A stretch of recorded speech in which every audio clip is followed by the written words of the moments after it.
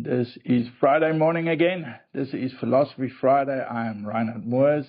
Last week we started our mini-series on life anchors. I started to talk about meaning. I thought it warrants a little bit more than 1.5 minutes. Last week I focused a lot on, why, the question why, and answering that, and that is, very much central to finding meaning, why this career, why suffering.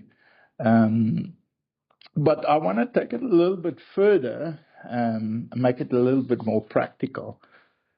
So I think the difficulty is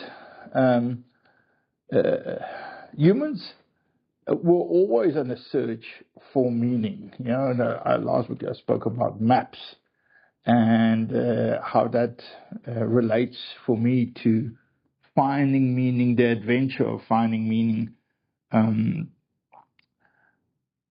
But, I remember Adams's movie or book, The Hitchhiker's Guide to the Galaxy, and the humorous quest for meaning. And they asked this big supercomputer, came there and what's the meaning of life? And so many thousands of years later, they got back. And I think the answer was, 42? And people were like, huh?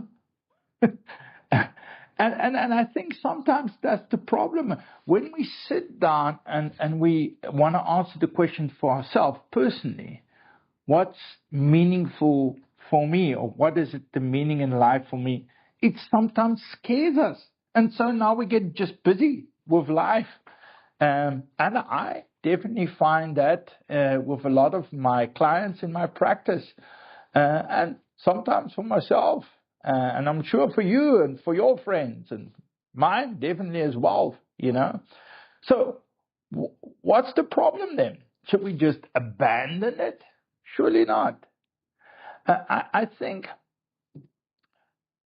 part of the problem lies is we want to answer this big question. What is the meaning of my life? And then we want to find it in the ultimate career, or maybe a religion, or one single cause. And it might be found there, or maybe that's a central theme, but that's definitely difficult. How do you live that out on a daily basis?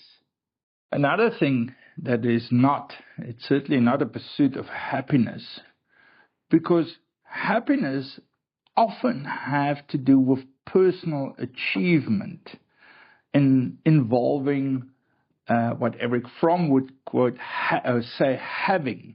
So having wealth, having a position of status, having power, having the perfect image of what you want to be. And that would be, how I look, how much I weigh. Not that doesn't matter, but you can't find meaning in that because it's internal. It's something you need to have. I have to get to this position in life, or when I do this job, I will be happy. And therefore that would be meaningful. That's a very, very dangerous pursuit, because many people, and I know, maybe sometimes you would find in yourself, once you've achieved a certain goal weight, position, amount of money, where you stay, you would sit down and you probably wouldn't be able to answer the meaning, is my life, or the question, is my life really now meaningful? So that's also what it's not. So maybe we should talk a little bit about what is meaningful. So I think what is meaningful is a cause beyond yourself. It's about being there, not for yourself, but being there for a cause. And yes, that could be a religious cause, but it also could be, you don't have to be religious. I mean, it's the cause of being there for your family, being there for others, being there for your colleagues, being there for the earth, for the environment. And then you fill your life with meaningful activities. And maybe there's a centralization of this causes or being there for something else. And And those things are often lived out in our careers, or what we find spend our time with most of the time.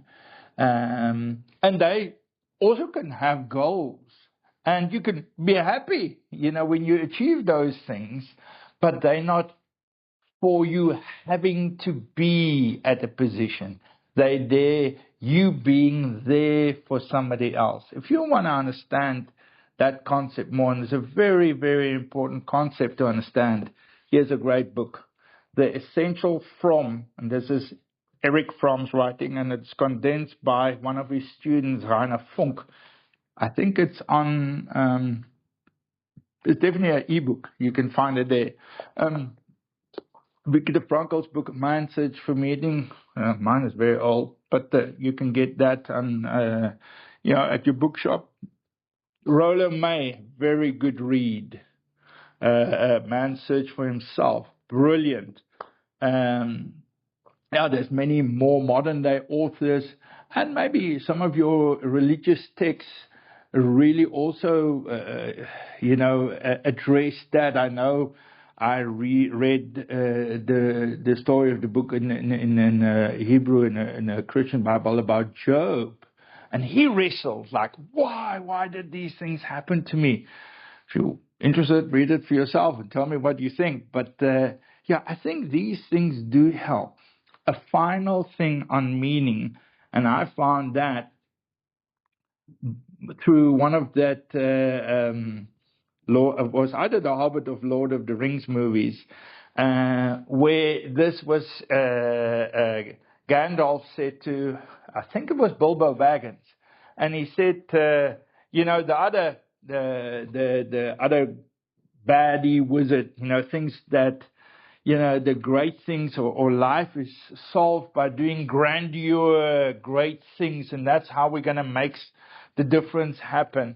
And he said to Bilbo Baggins, he says, but what I found is it's the everyday small things, and I'm not quoting it verbatim here, but it's the everyday small things that help you to make the world a better place. Or I think in his words, he says, keep the evil at bay. And maybe it's keeping the evil at bay for ourselves. The evil of nihilism, of not being able to answer what's it all about, what's the meaning of my life. If you stitch together enough meaningful events, small ones in a day, you will live a meaningful life. And so maybe sit down, if you're not doing that already, and write down things that you can do that's meaningful. You don't have to answer this huge idea. Every day, do something meaningful, not for yourself, pleasure or achievement, but for being there for others. And who knows, you might even be happy. That's Reinhard, Philosophy Friday. See you next week.